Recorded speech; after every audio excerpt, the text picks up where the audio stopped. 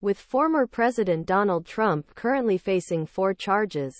He is reminded of Lloyd Bentsen's famous words that Dan Quayle is not Jack Kennedy.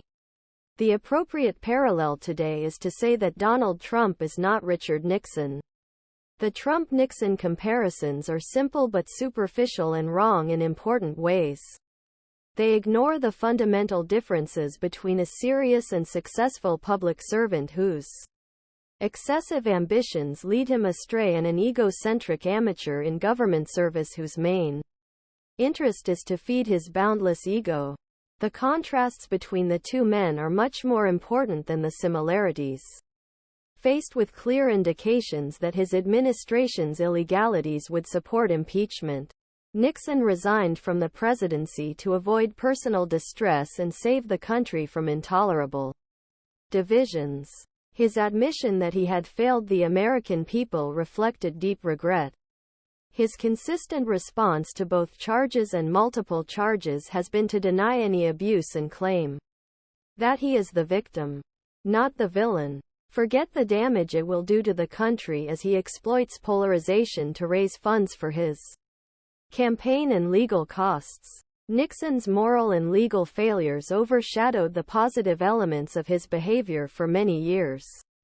Contrary to Trump's unsupported claims that he won the election in 2020, Nixon refused to challenge the dubious results 1960, out of fear undermining constitutional processes. Nixon's respect for the electoral system is completely different from Trump's persistent attempts to reverse the verified results of that system. Nixon's cursing recorded on White House tapes is indecent, but none of his public comments match the way Trump vulgarizes national discourse. He invites his supporters to defame opponents, making civil discussion nearly impossible. No matter how harsh and malicious Nixon's politics were at times, he regularly strove for bipartisan cooperation on many issues. Contrast this with Trump's fierce hostility to working outside party boundaries to create essential compromises for constructive policy. History commemorates Nixon's landmark achievements. If his ambition and domestic political maneuvering were taken to the extreme, he proved to be leader with a strategic vision and talent for managing relations with communist enemies he had long denounced. I voted against Nixon in 1960 and ran against his candidacy in 1968.